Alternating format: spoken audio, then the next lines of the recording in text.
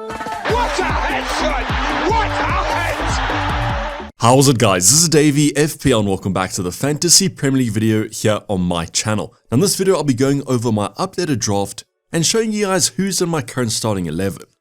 Now as mentioned in the previous updated draft video, I'm not going to just throw drafts out there for the sake of it, so don't worry. Now that we have covered the positional reviews, I do feel like I'm in a comfortable position to make more informed decisions.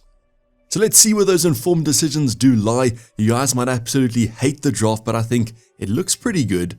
And as always, I'll be discussing player by player, why I've selected them, and alternatives if you guys want a little bit of a different flavor. Now obviously things can always change. We do have about a week left till that game week 1 deadline, but at the moment, I feel pretty comfortable with the selections I've made. So if you guys want to see my updated draft, sit back, relax, and let's get straight into it.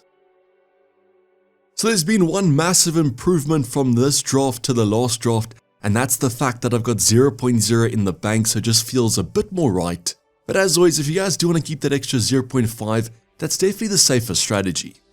Now as mentioned, the positional reviews have come to an end. They ended a few days ago with the midfielder review, so I'd recommend going and checking those out, as that'll make a couple of these selections make a bit more sense. So let's start off with the most boring inverted commas position I guess in any draft. I actually think this is pretty interesting, and at the moment I've gone for Sanchez at 5.0. Now I also want to clarify on the bench, Dubravka has now apparently just signed for Burnley. It's pretty much here we go, but hasn't been confirmed 100%. But yes, we might actually be getting a playing 4.0 million goalkeeper. Now there have been some rumors apparently Dubravka might still be injured, carrying a shoulder injury or something like that. We will get clarity on that though in the press conference at least before game week 1. So then your question is, do you actually have a 4.0 playing goalkeeper as your only goalkeeper, or do you keep it like this with Sanchez plus him on the bench?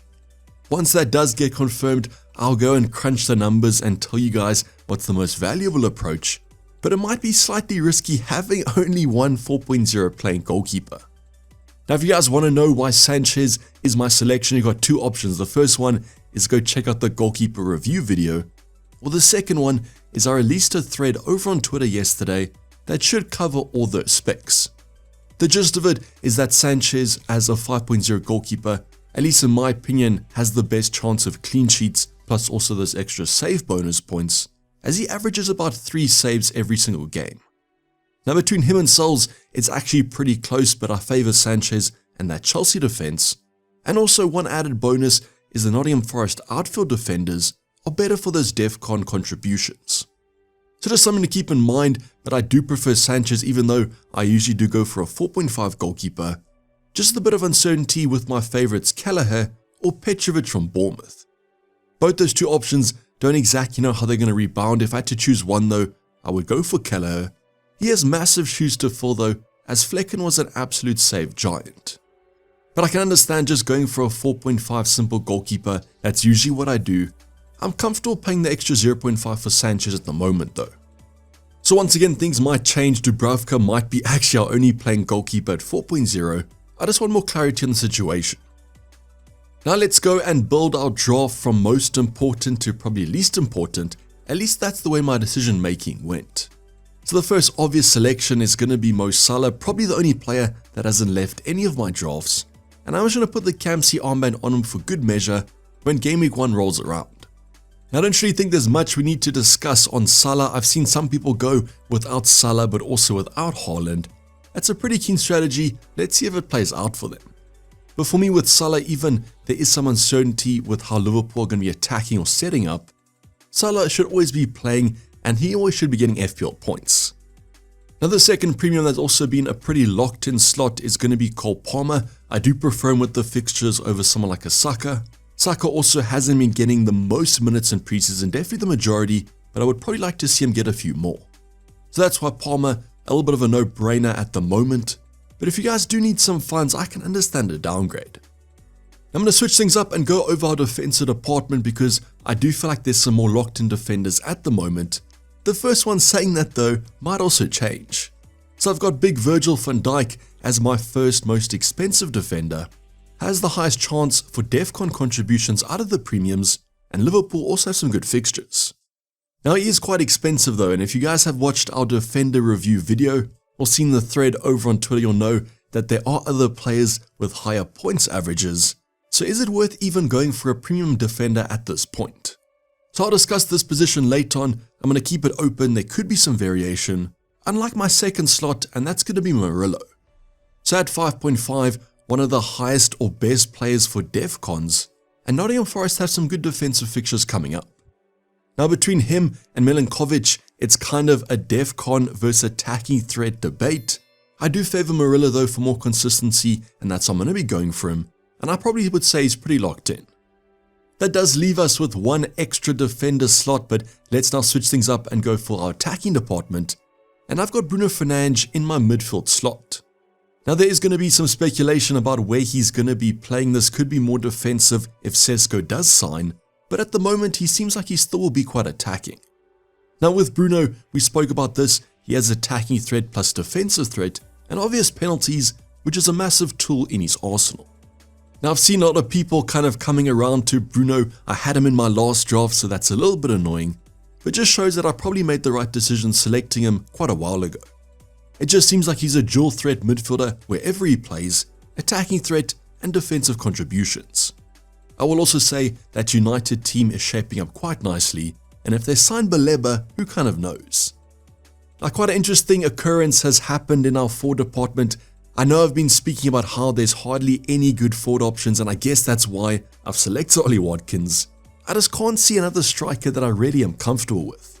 So what Ollie Watkins provides you is he provides consistency. He might not be on penalties, which is quite annoying at 9.0, but he has the good in preseason, and he's quite a sensible, consistent striker.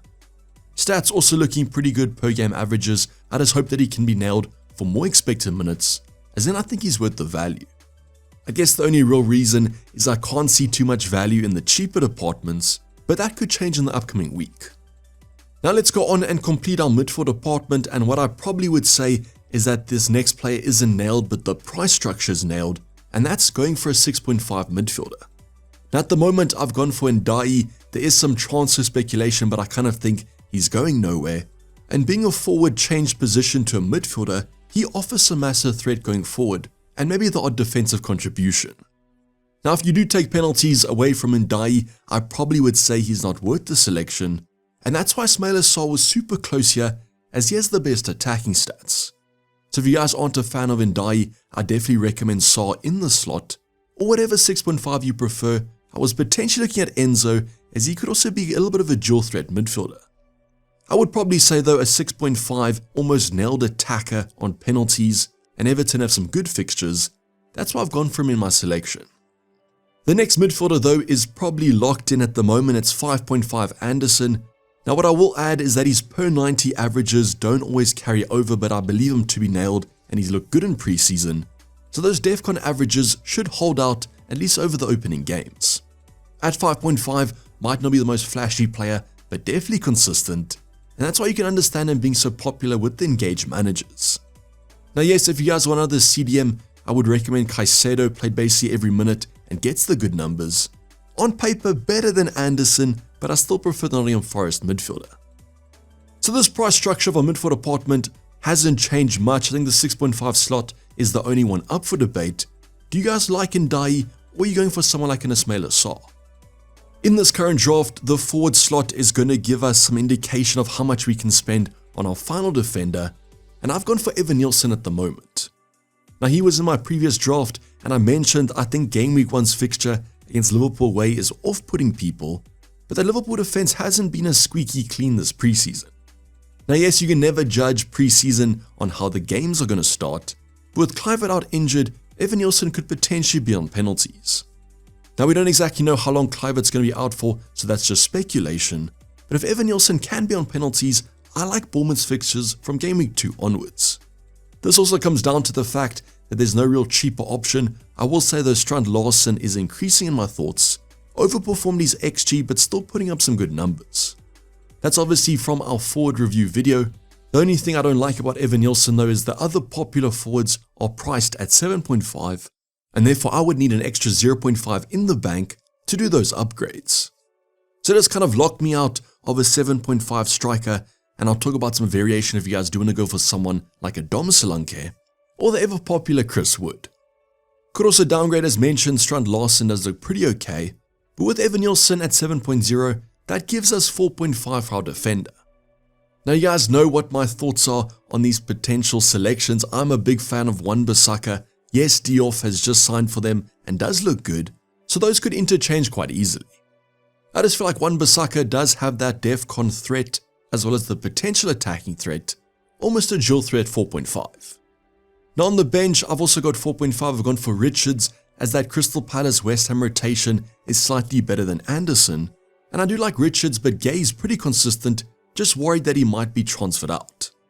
So Richards does look better for those DEFCON contributions, but Gay as the club captain is definitely more nailed, but there has been some transfer rumors about him this preseason. Now the next selections are pretty easy. Mark Gay, the 4.5 from Chelsea, just signed for Sunderland on loan. Apologies if I'm butchering that name, it's quite a hard one to pronounce. And then Esteve from Burnley, the sensible 4.0. Now these two selections could potentially start, but at the moment, I'm not planning on bench boosting that early in the season. Just going to see how it starts and then play out. So at the moment, this is my current updated draft. You guys can let me know in the comments down below what's it looking like. Also, let me know what your draft is looking like. Maybe yours is looking better than the one I have on screen. Now obviously with 1 week left of preseason, tons can happen.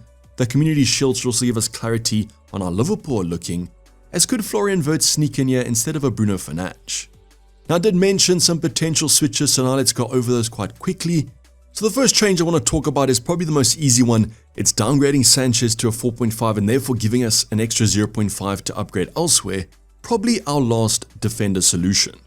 So I like the look of Neco Williams, he could complete our Nottingham Forest triple up, so that's an alternative that I want to recommend.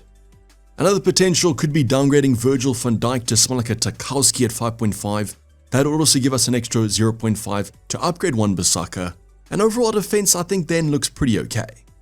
Then the final position is going to be obviously Evan Nielsen. We spoke about a lot alternatives. We could downgrade him to someone like a Strand Larsen at 6.5, and once again also gives us an extra 0.5 to upgrade. That could be the more sensible solution, definitely. Or what we could do is downgrade Sanchez, keep Wan-Bissaka, and then get someone like a Dom Solanke instead of Evan Nielsen. Might be slightly safer, as mentioned, all those popular 7.5s floating around, but you guys let me know if any of these changes do make the team look slightly better. As also mentioned, let me know how those drafts are coming along. Don't worry, you still have a week to confirm it, so make sure those notifications are turned on for all the latest preseason content.